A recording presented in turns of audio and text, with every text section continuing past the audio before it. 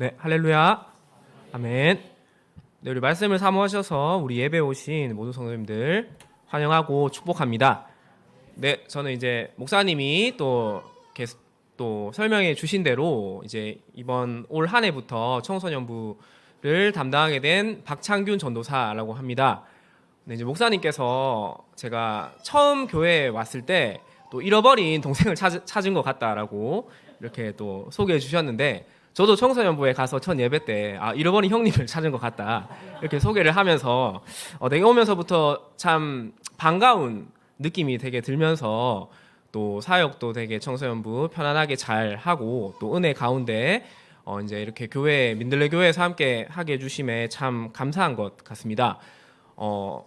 이제 저는 고등학교 3학년 때 예수님을 믿어서 이제 신앙생활을 하고 있고요. 그래서 뭐 오랫동안 제가 신앙생활을 해온 것은 아니지만 이제 교회에서 새로운 사역자 분들이 오실 때 그리고 와서 첫 설교를 할 때 보면 이제 성도님들이 오늘 교회에 새로운 교육자가 와서 설교를 하더라 이렇게 말씀을 하시지만 정작 그 이름은 잘 모르는 경우들이 있으시더라고요. 오늘 뭐 새로운 교육자가 왔는데 이름은 잘 모르겠는데 아무튼 첫 설교를 하더라 이런 식으로 말이죠. 근데 이제 저 같은 경우에는 또 저희 담임 목사님과 이름이 비슷해서 뭐 다른 건 몰라도 절대 이름은 성도님들이 잊을 수 없겠구나 이런 생각이 좀 들었어요. 그래서 제가 웬만히 설교를 잘하지 않고서는 이름밖에 기억이 남지 않겠다 또 이런 생각이 좀 들었습니다. 그래서 어떤 내용의 설교를 할까 고민을 하다가 기왕 이렇게 된 거 좀 이름과 관련된 설교를 하면 좋겠다라는 생각이 들어서 뭐 어떻게 보면 아주 단순한 계기로 해서 또 오늘 설교의 제목을 기억해야 할 이름이라는 주제로 한번 말씀을 나누고자 합니다. 첫 설교라서 조금 긴장되고 떨리는 부분도 있지만 또 제가 진리를 뚜렷하고 또 올바르게 전하고 또 성도님들도 많은 은혜 받으시길 소망합니다. 네, 오늘 이제 우리의 본문은 출애굽기 2장 1절부터 10절의 말씀을 나누려고 하는데요. 이 본문은 우리가 언뜻 살펴보면 몇 가지 특징이 있습니다. 먼저는 이 이야기는 이 성경의 다른 이야기와 다르게 여성들이 굉장히 이 사건에서 중심인물로 나타나고 또 주도적으로 행동하는 모습을 볼 수가 있습니다. 뭐 모세의 엄마라든지 아니면 바로의 딸, 그러니까 이집트의 공주, 그리고 모세의 누이 이런 식으로 여성들이 주도적인 역할을 하기 때문에 뭐 여성 신학자라든지 혹은 페미니즘 신학자들이 굉장히 좋아할 수 있는 그런 내용이기도 합니다. 또 우리 여자 성도님들께서도 조금 좋아하실 수 있는 그런 본문이죠. 근데 또 다른 특징은 이렇게 많은 여성들이 또 주도적인 역할을 함에도 불구하고 이 이야기가 처음부터 끝날 때까지 그들의 이름이 전혀 언급이 되지 않는다는 그런 특징을 가지고 있습니다. 성경에서 이 출애굽기 6장에 보시면 이제 모세의 족보가 나오면서 분명히 거기에 모세의 어머니의 이름도 알고 있고 모세의 어머니의 이름은 이제 요게벳이죠. 또 모세의 누이의 이름도 미리암이라고 잘 알고 있습니다. 그럼에도 불구하고 이 본문에서 출애굽기 2장에서만큼은 이들의 이름을 철저하게 외면하고 있는 것을 볼 수 있는데요. 그렇다면 성경에서 왜 이렇게 주도적인 임무를 하는 이들의 이름을 언급하지 않는지, 아니면 혹은 이들이 비록 많은 행동을 하더라도 뭐 그렇게 이름을 언급할 만큼 중요한 인물이 아닌지를 우리가 살펴보면서 성경의 의도가 무엇인지를 저는 조금 살펴보려고 합니다. 네, 그러면 우리 이제 본격적으로 이 본문에 들어가기 앞서서 먼저 오늘 나눌 이야기의 좀 배경을 먼저 살펴보도록 하겠습니다. 오늘 이야기는 이제 먼저 이스라엘이 이 애굽 땅에 정착을 하게 되면서 결과적으로 일어나게 되는 사건인데요. 이 이스라엘이 애굽에 정착할 수 있었던 이유는 우리가 이 창세기에 살펴보면 잘 알 수 있는데, 이 가나안 지역을 포함해서 애굽 전역에 이제 그 엄청난 가뭄과 기근이 들게 되는데, 이때 이제 하나님의 사람인 요셉이 이제 애굽 땅에 청년 때 노예로 팔려가게 되었고, 그때 하나님이 요셉을 형통하게 해주시고 또 바로의 꿈을 해몽하게 해주셔서 이 바로의 총리가 되는 것을 볼 수가 있습니다. 그래서 총리가 되어서 어떤 이 다가오는 기근에 대해서 정책을 잘 펼쳐서 결국 애굽과 그 주변의 사람들을 또 구원하게 되는 그런 역사가 있었고, 이로 인해서 이제 이스라엘 사람들은 바로의 호의를 얻어서 또 요셉의 그 청함으로 인해서 이스라엘의 애굽 땅에 정착할 수 있게 되었습니다. 그런데 이제 문제는 그 다음에 일어나는데 이 출애굽기에 넘어오면서 이제 세월이 많이 흘렀겠죠. 그리고 이제 요셉이 있었을 때 그 이스라엘과 우호적인 관계에 있었던 바로가 이제 역사의 뒤안길로 사라지고 또 많은 세월이 흐르면서 이제는 이 요셉을 알지 못하는 새로운 왕이 바로로 등극하게 됩니다. 그러니까 분명히 이 땅은 예전부터 우리 이집트 사람의 땅인데 어느 순간 보니까 이 이스라엘 사람이 같이 있는 겁니다. 근데 같이 있는 것도 좀 기분이 나쁠 수 있는데 앞부분에 보면 이제 이스라엘이 생육하고 번성하여서 매우 강대하게 되는 걸 볼 수 있습니다. 그래서 이 기존의 애굽 사람들, 이 본토의 주인들을 위협할 정도로 이제 하나님께서 복을 주셔서 많이 번성하게 됩니다. 그러다 보니까 이제 이 이집트의 바로가 위협을 느껴서 이 이스라엘 사람들을 억압해야겠다 이런 결심을 하게 되고 그것이 이제 정책으로 옮겨지게 됩니다. 그래서 이제 1장에 보시면 한 3-4가지 방법으로 이스라엘 사람들을 학대하는 장면을 보게 되는데 첫 번째는 이 애굽에 국고성을 짓게 합니다. 그래서 그 노동을 이제 무상으로 써서 노예화해서 이제 그들의 노동을 착취하면서 이제 그런 학대를 하는 모습을 볼 수 있는데, 근데 여기에서도 이제 이스라엘이 계속 번성하게 되니까 바로가 이제는 농사 일까지 시키고 또 성을 짓는 데 필요한 건축 자재들도 직접 나르게 하는 등 점점 그 일을 혹독하게 만듭니다. 근데 그럼에도 불구하고 이스라엘이 계속 이제 번성하니까 이런 방법으로 안 되겠다. 그들의 후손을 제거해야겠다. 이제 이런 좀 더 나쁜 음모를 꾸미게 됩니다. 그래서 이제 산파들을 고용해서 히브리인이 출산을 할 때 이제 도우러 가서 그들이 낳는 아들이 이제 아이가 아들이면 죽이고 딸이면 살려둬라. 이제 이런 식으로 이제 음모를 꾸밉니다. 그런데 또 하나님께서 이제 그 산파들의 또 마음을 움직이시고 또 산파들이 하나님을 두려워해서 또 산파들이 바로의 말을 거역하게 됩니다. 그래서 이 위기도 이스라엘이 넘겨서 이스라엘은 계속 또 번성하게 되는 걸 이제 볼 수가 있습니다. 그래서 이제 바로가 최후의 수단으로 이제 4번째 방법으로 이제는 태어난 아들을 포함해서 그 남자 아이들은 모두 다 나일강에 던져라. 이러한 이제 배경 속에서 오늘 이 이야기가 진행되고 또 모세가 탄생하는 것을 볼 수가 있습니다. 이 배경 속에서 우리가 이 말씀을 하나하나씩 좀 살펴보려고 합니다. 자, 먼저 1절을 보시면 이제 레위 가족 중에 한 사람이 레위 여자에게 장가를 들었다라고 합니다. 그래서 시작은 레위인의 남자가 언급되는 것을 볼 수가 있습니다. 한 사람이라고 되어 있는데 여자에게 장가를 들었다고 하니까 이 한 사람의 정체는 당연히 남자겠죠. 그리고 이 남자도 이제 출애굽기 6장에 보면 모세의 아버지 아므람이라는 이름을 가지고 있습니다. 그런데 이 이야기에서는 또 심지어 이 모세의 아빠는 그냥 장가를 들었다는 언급만 나오고 아무런 그 후의 행동이나 사건에 전혀 모습을 보이지가 않습니다. 이렇게 이제 모세의 아버지는 철저하게 이 이야기에서 배제가 되고 이제 모세의 어머니를 중심으로 사건이 이어지는 걸 볼 수 있습니다. 그리고 이 어머니가 이제 쭉 하는 행동을 통해서 우리는 대부분의 사람들은 이 이야기를 해석할 때 어떤 모세 어머니의 믿음 혹은 신앙 혹은 모성에 대해서 우리가 많은 관심을 두는 것이 사실입니다. 그래서 조금 이제 몇 년 지나긴 했지만 이제 과거에 우리 CCM 찬양 중에 요게벳의 노래라는 찬양이 또 한동안 크게 또 인기를 끌었던 적이 있었는데요. 이 찬양의 내용도 보면 이 이야기를 배경으로 해서 지었는데 어떤 모세 어머니의 믿음과 또 자녀에 대한 애틋한 그런 사랑을 그리고 있습니다. 이제 제가 노래 가사를 조금 적어왔는데 잠시 가사를 읊어드리면 노래는 이렇습니다. 작은 갈대 상자 물이 새지 않도록 역청과 나무 진을 칠하네.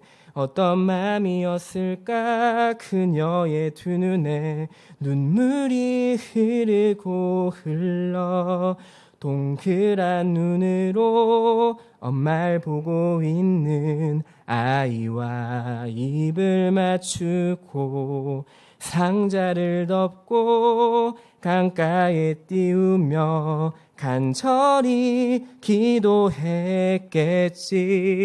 네, 이런 식으로 이제 노래 가사가 참 매우 감동적이고 또 그런 아이를 보내야만 하는 어떤 부모의 마음을 구구절절하게 참 담백하게 잘 그려내고 있는데요.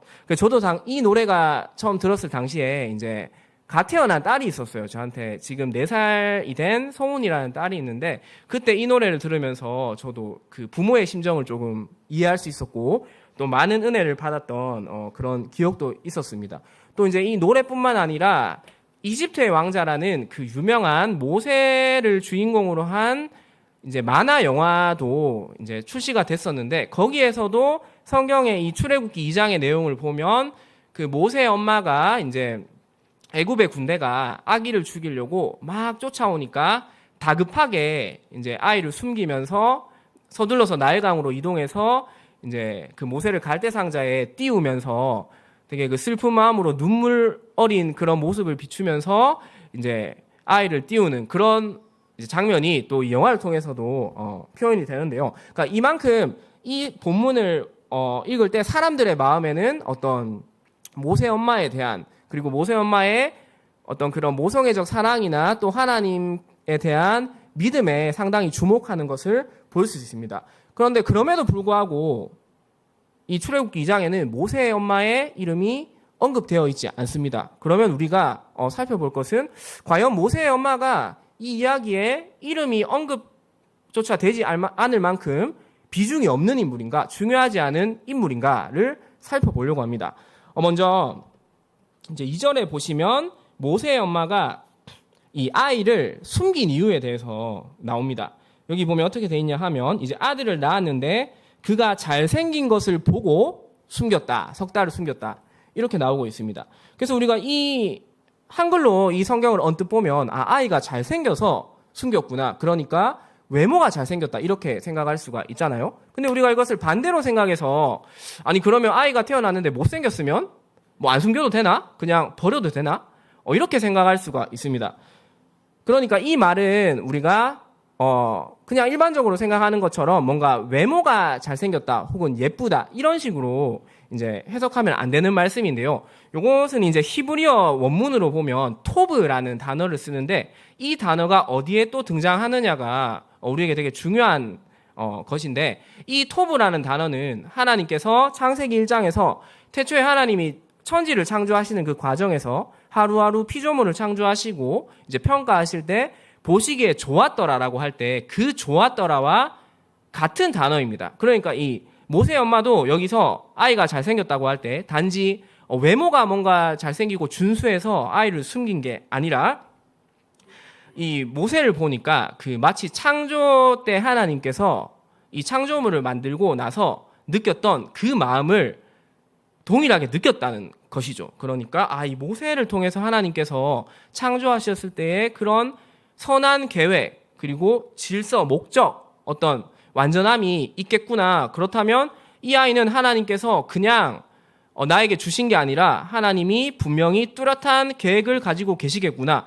이런 것을 모세 어머니는 느꼈을 것입니다. 그렇기 때문에 물론 자기 아이이기 때문에 당연히 숨기는 그런 이유도 있지만 또 하나님의 계획이 있다는 것을 확신했기 때문에 모세 어머니는 필사적으로 이 아이를 숨길 수밖에 없었던 것이죠.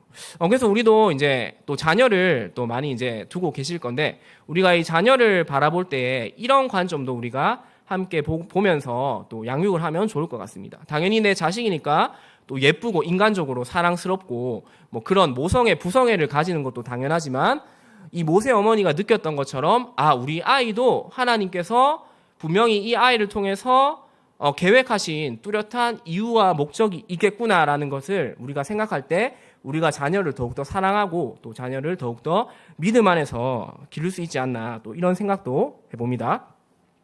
그리고 이제 두 번째로 그래서 모세의 이제 어머니가 더 이상 아이를 숨길 수 없게 되자 두 번째로 조치한 행동이 있는데 두 번째 그 장면은 이제 3절에 보면 나오죠. 3절에 보면 숨길 수 없게 되어서 갈대 상자를 가져다가 역청과 나무에 진을 칠해서 이제 강가에 이제 띄울 준비를 합니다. 여기서도 이 갈대상자가 우리에게 되게 중요한 단어인데요. 우리가 또 히브리어 이 갈대상자에 대해서도 히브리어 원문으로 보면 이제 창세기에서 나오는 어떤 또 동일한 쓰여 있는 단어를 볼 수 있는데 바로 이 노아가 방주를 지을 때 그 방주가 이제 이 여기 출애굽기에 나오는 갈대상자와 동일한 단어입니다. 그러니까 히브리어로는 이거를 테바라고 하는데요. 그러니까 이 모세의 엄마는 단순히 뭐 아이를 숨길 수 없게 돼서 뭐 그냥 주변에 있는 아무 상자나 골라서 그냥 강가에 띄운 게 아니라 모세의 엄마는 아마 이런 생각을 했을지도 모릅니다. 아, 하나님께서 내 아이에 대해서 그런 어떤 계획과 목적이 있으시면 이 아이를 분명히 살려주시겠구나, 이런 믿음이 있었을 수도 있을 것 같아요.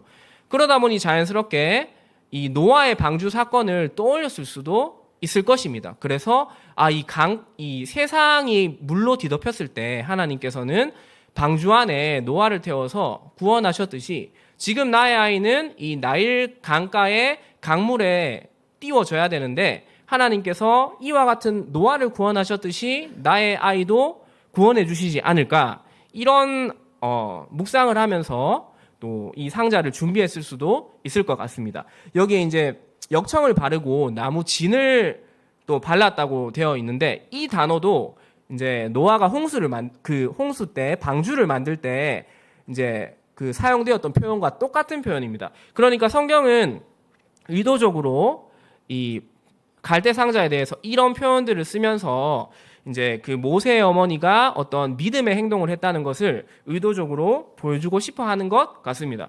그래서 우리가 이러한 지금 사건을 봤을 때 모세의 엄마는 분명히 이 사건에서 중요한 역할을 하고 있습니다.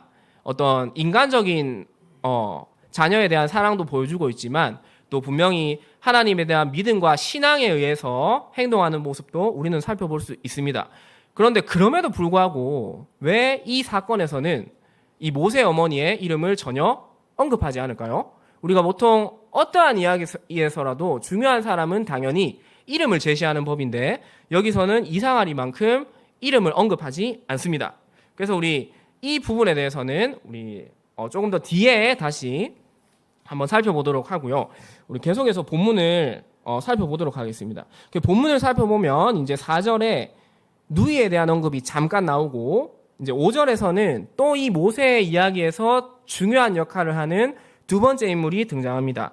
이 두 번째 인물도 마찬가지로 여성입니다. 그리고 이제 5절에 보면 바로의 딸이라고 나와 있습니다. 그래서 이 여성도 동일하게 어떤 이름이 전혀 등장하지 않고 그냥 바로의 딸이라고만 명시되어 있는 것을 볼 수 있습니다. 그런데 이제 이 성경을 연구하는 사람들 중에 레오누드라는 구약의 저명한 신학자가 있는데요.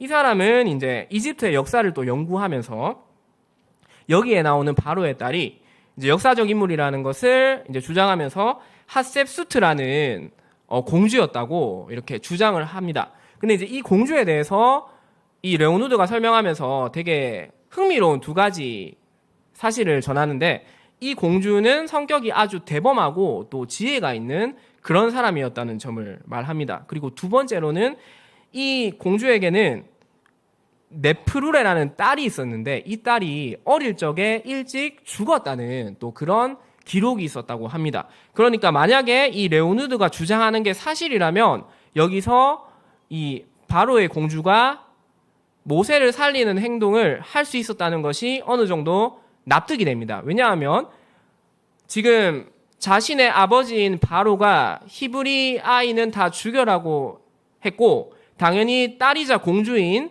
이 바로의 딸은 그 사실을 모를 리가 없었을 겁니다. 그러니까 웬만한 어떤 대범하고 담대한 성격이지 않고서는 히브리 아이를 자신의 딸로 키우고자 하는 그 생각을 엄두도 못 냈을 겁니다. 근데 이제 그 레오누드는 이 사람이 아주 대범한 성격을 지녔다고 하면서 이제 요 주장에 좀 뒷받침하고 있고요. 또 두 번째로는 어릴 때 자기 딸이 어릴 때 죽었다는 사실을 언급하는데 만약에 그것도 사실이라면 이 공주가 자기 사랑하는 딸을 잃은 매우 그 상심한 상황에서 어떤 버려진 아기를 봤을 때 당연히 동정심과 인간적인 그 연민의 마음이 들어서 또 잃어버린 딸을 대신해서 자녀로 삼고 싶은 그런 마음도 충분히 가질 수 있었다는 또 그런 생각을 할 수도 있을 것 같습니다.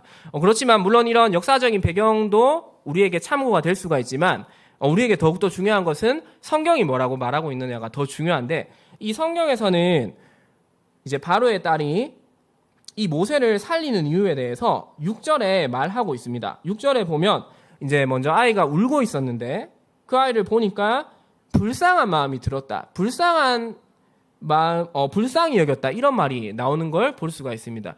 그래서 여기에서 우리가 이 불쌍히 여겼다는 또 뜻을 정확하게 아는 게 중요한데, 이제 언뜻 보면 뭐 그냥 인간적인 어떤 동정심이나 연민 정도로 생각할 수 있는데, 이제 이 단어도 히브리어 원어로 보면 이제 하말이라는 단어인데요. 이 단어는 성경에서 주로 언제 쓰이냐 하면 하나님께서 인간에 대해서 긍휼한 마음을 가지실 때 이 단어를 많이 씁니다. 그래서 어떤 이스라엘이 죄를 지었거나 아니면 이스라엘의 원수들을 심판할 때는 이 단어를 쓰면서 긍휼히 여기지 말라는 식으로 많이 쓰이고요. 또 이스라엘 백성에 대해서는 이제 하나님이 그들을 긍휼하게 여긴다는 단어로 이제 많이 사용됩니다. 그래서 이제 말라기 우리가 3장 17절에 보면 이 단어가 쓰이는 예가 나오는데요. 우리 말라기 3장 17절을 다 같이 한번 읽어보겠습니다. 시작.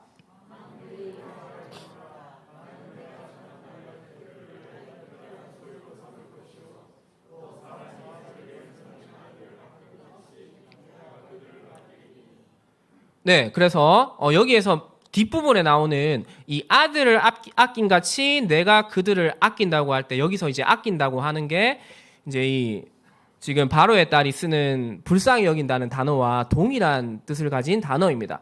그러니까 이 바로의 딸은 모세를 단순히 어떤 인간적인 연민의 감정으로 불쌍히 여긴 게 아니라 이방인임에도 불구하고 그런 하나님이 주시는 긍휼한 마음을 가졌기 때문에 또 자신의 아들로 키우고자 하는 결심을 했다는 것을 알 수가 있습니다. 하나님을 모르는 이방 공주가 어떻게 이 하나님의 이 마음을 가질 수 있을까라고 우리가 생각할 수 있지만, 또 이제 성경을 보면 경우에 따라서 하나님께서는 하나님을 믿지 않는 사람에게도 어떤 마음의 감동을 일으켜서 또 하나님이 그런 원하시는 바를 이루시는 것을 볼 수가 있습니다. 그래서 이와 같이 이 바로의 공주도 어떤 하나님의 마음으로 이러한 행동을 했다면 이 이야기에서 분명히 우리가 중요하게 또 생각할 수 있는 그런 인물이라고 우리는 충분히 생각할 수 있는데, 마찬가지로 이 출애굽기 2장에서는 이 바로의 딸의 이름조차도 밝히지 않는 것을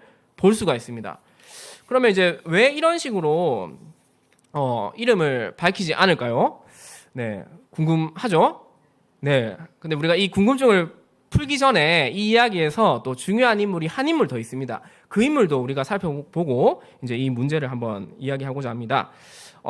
이제 4절에서 잠깐 등장하기는 했지만, 이렇게 바로의 딸에게 모세가 이제 발견되고 나서 모세의 누이가 이제 세 번째로 등장하면서 그가 또 주도적으로 이 사건을 이끌어가는 걸 볼 수가 있습니다. 이 모세의 누이는 4절에서는 이제 갈대 상자가 그 나일강에 띄워져 있을 때 이것이 어떻게 되나 멀리 서서 유심히 관찰하고 있는 걸 볼 수가 있습니다. 그래서 행여나 자기가 뭔가 나서서 도울 수 있는 상황이 되면 언제든지 달려가서 도울 수 있는 그런 역할을 하려고 이제 만반의 준비를 하고 있었던 것 같습니다. 그리고 이제 아니나 다를까 그런 상황이 딱 이제 오니까 이 누이가 이제 적극적으로 이제 행동하는 모습을 볼 수 있는데요.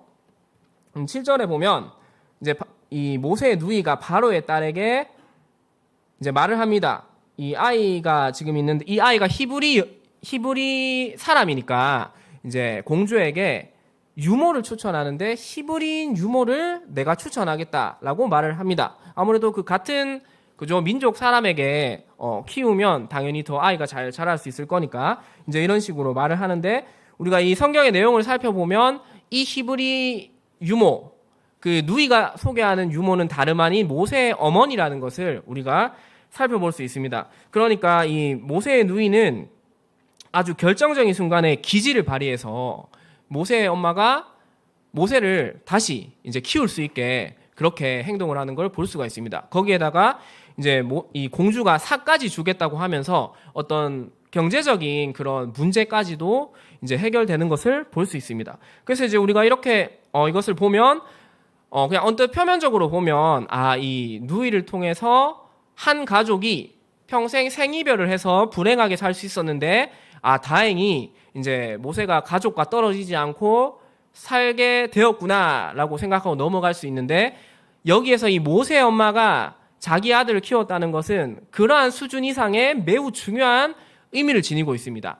왜냐하면 이제 모세가 만약에 모세 어머니를 만나지 않고 바로가 사는 애굽의 왕궁에서 자라났다고 상상해 보십시오. 그럼 어떻게 될까요? 어릴 때부터 애굽의 언어를 배우고 문화를 배우고 관습을 배우고 종교를 배우고 애굽의 신들을 배우고 숭배하게 될 것입니다. 그러면 이 모세는 비록 히브리 사람으로 태어났지만 철저하게 애굽인과 같이 우상을 섬기는 이방인의 삶을 살았을 것입니다. 제가 이 일본에 단기 선교를 여러 차례 간 적이 있는데, 거기 갔을 때 이제 그 일본의 그 한인교회에서 예배를 드린 적이 있어요. 거기 가면 이제 나이 많으신 권사님들, 집사님들 같은 경우에는 어릴 때 이제 한국에 살다가 그래도 일본에 중간에 넘어가셨기 때문에 저희를 보면 또 한국말도 하시고 저희를 되게 반갑게 맞이하시고, 그렇게 어떤 같은 한국이라는 그런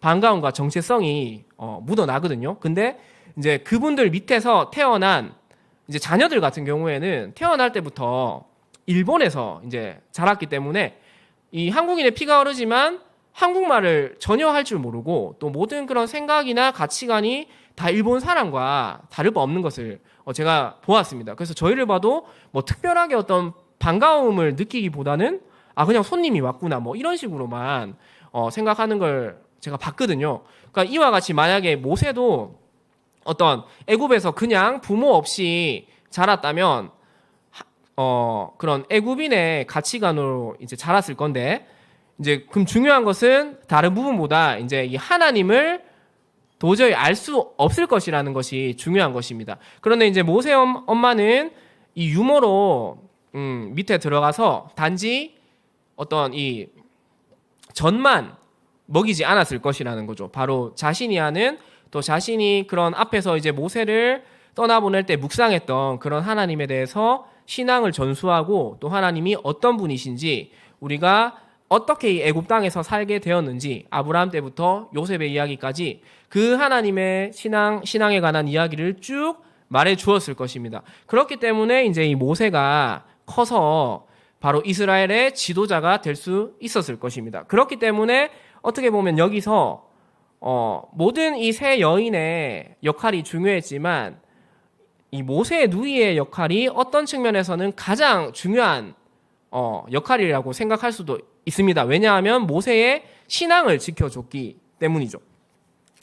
그래서 이제 이런 식으로 이제 모세의 그 누이가 등장해서 결국 이제 바로의 딸이 모세 엄마를 유모로 고용하고 또 모세를 키우는 이야기로 이 이야기는 이제 마무리되는 걸 볼 수 있습니다. 그런데 여기서도 이제 모세의 누이도 우리는 미리암이라는 것을 잘 알고 있지만 이 이야기에서는 여전히 그 이름이 언급되지 않는 것을 볼 수 있습니다. 자, 그러면 이제 제가 본문을 다 살펴봤는데 제가 이제 이 제시하는 문제에 대해서 한번 살펴보도록 하겠습니다. 이와 같이 단지 어떤 인간적인 행동을 한 것이 아니라 신앙적으로도 뛰어난 행동을 했던 믿음의 사람인 모세 엄마라든지 모세의 누이가 왜 성경에서 믿음의 사람을 기록하는 성경에서 그 이름이 언급되지 않을까요? 저는 이 문제를 풀기 위해서는 먼저 이 이야기에서 이름이 나오는 사람이 누군가를 살펴보는 것이 우선 되어야 된다고 생각합니다. 이 이야기에 여러분들이 보시기에 누구의 이름이 나오나요? 네, 단 한 사람의 이름이 나오는 걸 볼 수 있습니다. 10절에 보면 이제 아기의 이름이 모세라는 것을 우리가 알 수 있게 됩니다. 그것도 모세가 어떤 특정한 행동을 해서 모세가 불려지는 것이 아니라 단지 그냥 이 바로의 딸이 모세의 이름을 짓는 과정에서 그냥 그 이름으로 나올 뿐입니다. 그렇다면 모세는 이 이야기에서 어떤 행동을 했나요? 우리가 볼 때 아무런 행동을 한 게 없습니다. 당시 갓난아기였던 모세는 이 이야기에서 철저하게 수동적이고 무기력하죠. 할 수 있는 것이라고는 갈대 상자 안에서 우는 그런 행동밖에는 못했을 겁니다. 그래서 이 이야기에서는 사실 아무런 역할이 없다고 해도 뭐 그렇게 표현할 수도 있는데 왜 성경에서는 굳이 모세의 이름만 언급했을까요? 저는 여기에 어떤 성경 저자의 의도성이 포함되어 있다고 생각하는데 이제 이 성경의 저자가 이런 식으로 이야기를 기록한 이유가 우리가 주목해야 될 진짜 인물이 누구인가를 부각시키기 위해서라고 생각합니다. 만약에 모세가 여기서 어떤 이 여인들보다 더 영웅적인 이야기를 하거나 뭔가 중요한 일을 했다면 모세의 이름과 함께 이 여성들의 이름을 기억해도 무관할 겁니다. 왜냐하면 모세가 가장 뛰어난 일을 했기 때문에 많은 사람의 이름이 언급되어 있어도 우리가 모세의 이름을 가장 먼저 생각하고 또 중요하게 생각할 수 있기 때문입니다. 그런데 여기에서는 어떤 이 이스라엘의 지금 구원의 역사에서 이제 중심이 될 모세는 아무런 역할을 하지 않기 때문에 우리가 만약에 이런 다른 사람들의 이름이 다 기록되어 있다면 성경을 볼 때 모세를 기억하기보다는 어떤 이 다른 여성들의 이름을 우리가 먼저 기억할 위험이 있다는 거죠. 그래서 그러니까 아까 여인이 뭔가 비중이 없어서 이름이 적혀 있지 않나라고 제가 질문을 던졌는데 오히려 그 반대라고 생각할 수 있을 것 같습니다. 오히려 여인들의 비중이 너무 크기 때문에 어쩌면 하나님께서 말하고자 하는 그 메시지, 그 중요한 인물을 넘어설 만큼 너무나 그 많은 일들을 하기 때문에 일부러 이름을 언급하지 않으시면서 이 이야기에서 가장 중요한 사람이 누구인가를 다시 한번 우리에게 깨닫게 하는 그런 효과가 있다고 저는 생각이 들었습니다. 그리고 또한 이들의 이름이 없다는 것은 모세를 구원한 그 진정한 사람은 바로 이 여자 한 명 한 명이 아니라 이 모든 것을 계획하시는 그리고 섭리에 역사하시는 하나님이시라는 것을 성경이 분명히 알려주기 위해서 저는 이들의 이름을 언급하지 않은 게 아닌가 이렇게 한번 생각을 해봤습니다. 성경에서 이런 식으로 이름이 등장하지 않는 사건이 나오는 또 하나의 예가 있는데요. 그 사건은 이 이야기의 바로 앞에 나오는 요셉의 이야기에서 또 이러한 우리가 장면을 볼 수 있습니다. 언제냐면 그 요셉이 애굽의 노예로 끌려가는 그 상황에서 보면 이제 그 요셉이 애굽의 총리가 되기 전까지 많은 이집트의 사람들이 나옵니다. 그때도. 그래서 뭐 보디발의 아내, 또 떡 굽는 관원, 술 맡은 자, 또 바로까지 이렇게 상당히 많은 인물들이 나오고 또 그들 가운데에서는 이야기에서 굉장히 중요한 역할을 하는 사람들이 있습니다. 뭐 바로 같은 경우에 또 요셉에게 총리가 될 수 있는 은혜를 주기도 했고 또 술 맡은 자 같은 경우에는 잠시 기억을 잃어버리긴 했지만 이제 바로 앞에 요셉이 설 수 있도록 또 결정적으로 소개하는 역할도 하고 또 보디발 같은 경우에도 이제 처음에 노예로 끌려가서 평생 비극적으로 살 수 있었는데도 어떤 요셉을 잘 대해줘서 요셉이 이제 거기에서 또 바로에게 갈 수 있는 그런 기틀을 마련해 준 사람이라고 할 수 있죠. 그런데 이 이야기에서도 공통적으로 보면 요셉을 제외한 그 어떤 인물의 이름도 전혀 나오지 않는 걸 볼 수 있습니다. 우리가 일반적으로 생각할 때 보디발은 이름이 아닌가 이렇게 생각할 수가 있잖아요. 그런데 이제 이 성경학자들이 연구한 결과 보디발은 실제 이름이 아니라 그 당시 애굽 사람의 어떤 관직의 이름이거나 아니면 애굽 사람을 부르는 별명, 서술적인 별칭으로 많이 이제 추측을 합니다. 그래서 이제 이 보디발이 레가 땅 위에 둔 사람이라는 의미고, 레는 이제 이집트의 그 섬기는 신 중에 한 명인데요. 그러니까 이게 이름이 아니라 이제 이 당시에 이집트인들을 불렀던 어떤 호칭 혹은 관직 이름이라고 많이 생각을 합니다. 그리고 이제 여러 정황으로 봤을 때 보디발이 실제 이름이었다는 것 확률은 거의 제로에 가깝다 이렇게 말을 하는 걸 우리가 볼 수가 있는데요. 그러니까 이와 같이 이 이야기 요셉의 이야기에서도 애굽인의 이름을 전혀 언급하지 않는 것은 저는 비슷한 의도가 있다고 생각합니다. 그러니까 요셉은 이 당시에 힘없는 노예고 아무런 힘이 없는 이방인에 불과했습니다. 그런데 여기에서 이제 어떤 이 애굽인들이 보디발이 호의를 베풀고 또 바로도 이제 총리로 삼아주고 이런 과정에서 우리가 자칫하면 이 요셉이 잘 될 수 있었던 이유는 저 좋은 주인 보디발을 만나서 잘 됐구나 이렇게 생각할 수가 있는 거죠. 또 바로 그 좋은 왕을 만나서 총리가 되었구나. 우리는 그 하나님께서 중간중간에 요셉을 형통하게 해줬다는 말을 이제 힌트처럼 계속 주심에도 불구하고 본능적으로 우리는 그 사람에 주목하는 그런 성품을 가지고 있습니다. 그래서 그러한 힌트를 줌에도 불구하고 사람의 이름들이 계속 만약에 언급된다면 우리도 모르게 그 사람을 더 중요하게 생각할 수 있다는 것이죠. 그래서 이제 노예의 상태, 요셉이 노예라서 요셉보다 훨씬 사회적으로 지위가 높고 뭔가 신분이 우월한 그런 사람들이 등장할 때 그들의 이름을 밝히지 않으면서 요셉은 지금 어떤 사회적인 뭐 강자를 통해서 지금 잘 되고 있는 게 아니라 오로지 하나님이 그를 형통하게 해주셔서 요셉이 잘 되고 있다는 사실을 이제 성경의 저자가 보여주는 것이 아닌가 저는 그런 생각을 해봤습니다. 그래서 이제 이런 이야기들을 우리가 종합해서 비추어서 생각할 때 저는 오늘 본문과 같이 이렇게 주요 등장인물의 이름이 나타나지 않는 것은 두 가지의 큰 목적이 있다고 생각합니다. 먼저는 우리가 중심인물이 정말 이 성경에서 말하고자 하는 중요한 인물이 누구인지를 보여주기 위해서 비록 더 뛰어난, 더 많은 역할을 하는 인물들의 이름을 거론하지 않는다는 것을 저는 발견하였고요. 또 두 번째로는 결국은 이런 요셉도 그렇고 모세도 그렇지만 이들을 구원하신 분은 하나님이시다. 진정한 구원자는 하나님이시다. 그래서 우리가 기억해야 할 이름은 어떤 이방 사람들, 호의를 베푼 그런 사람들의 이름이 아니라 오직 하나님의 이름을 기억해야 된다라는 그런 이제 의미가 있다고 생각합니다. 오늘 말씀을 한번 적용을 해 보겠습니다. 이제 우리가 이 말씀을 통해서 우리가 기억해야 할 이름은 하나님이시라는 것을 우리가 살펴보았습니다.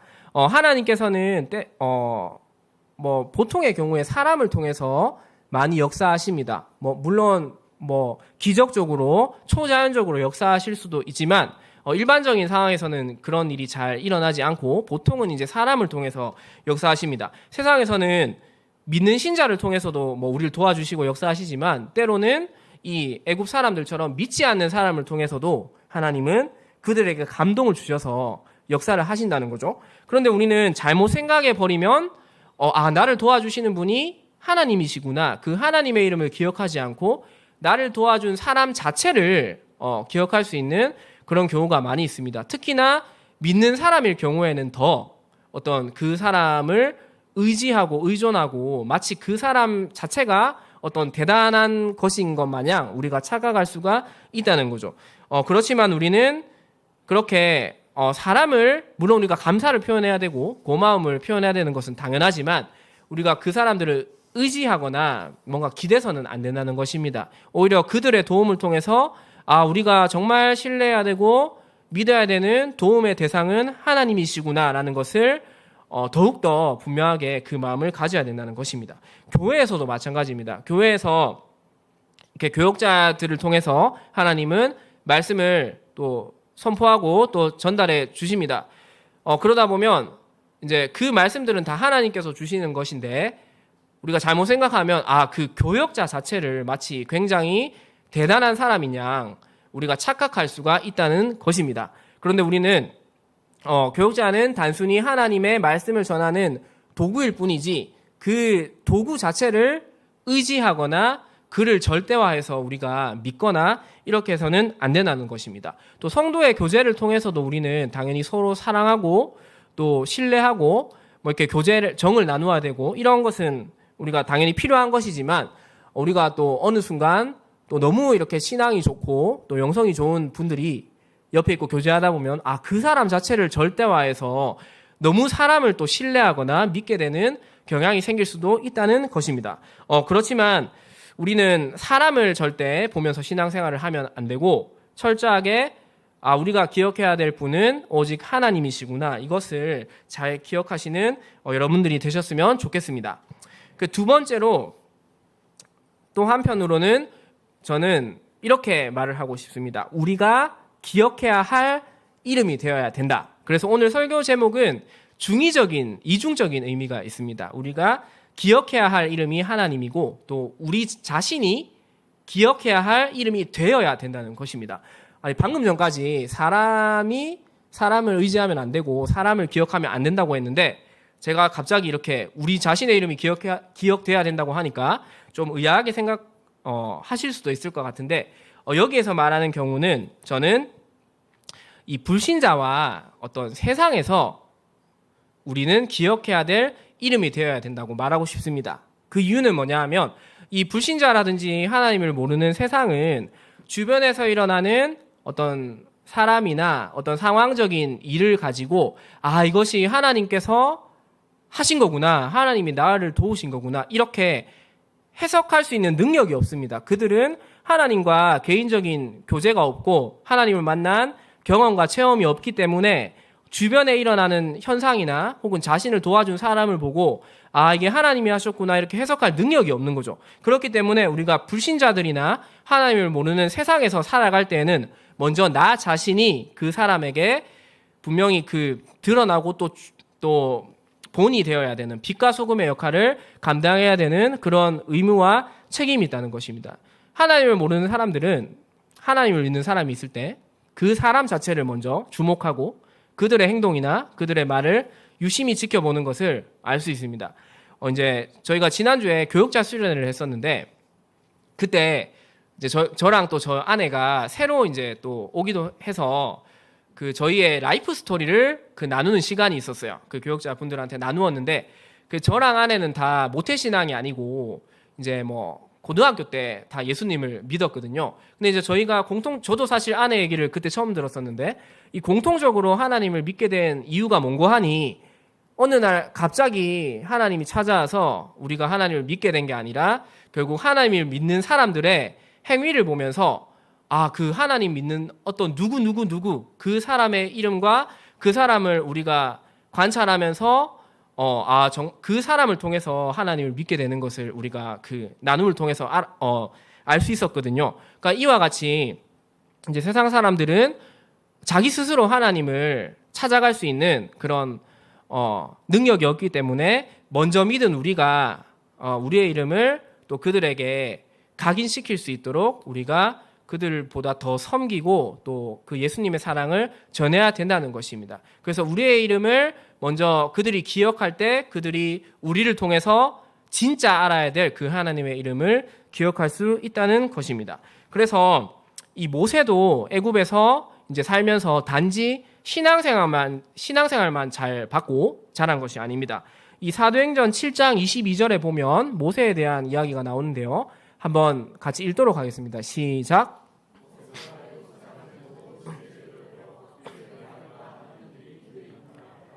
네, 그래서 이 이제 스데반의 설교 중에 일부분인데요. 여기서 이제 나타나는 장면은 모세가 신앙생활만 열심히 하고 하나님을 알기에만 힘쓴 게 아니라 자기가 살고 있었던 당시의 세상인 애굽에서도 거기에서 어떤 자기가 마땅히 해야 될 그런 배움과 여러 가지 일들을 착실하게 하는 것을 볼 수가 있습니다.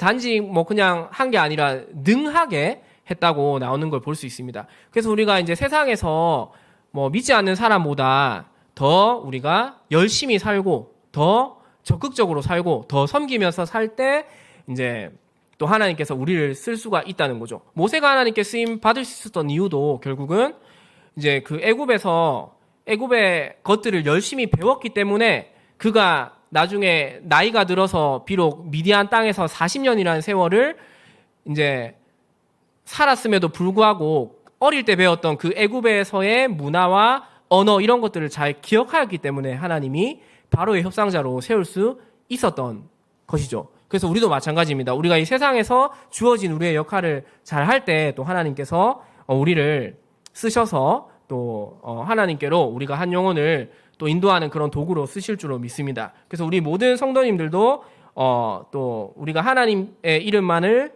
또 높이고 기억하는 삶을 살 때 또 우리 자신을 통해서 하나님을 드러내는 그런 삶을 사시길 주님의 이름으로 축원합니다. 네, 그럼